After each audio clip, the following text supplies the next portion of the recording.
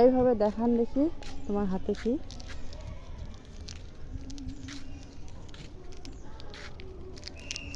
লাভ। ও বাবা, দেখি এলো কত করে নিল? 5 টাকা। ধরো খাও। ভিতরে খুলি দেখো তো কিরকম, দাও তো খুলি দেই একটা।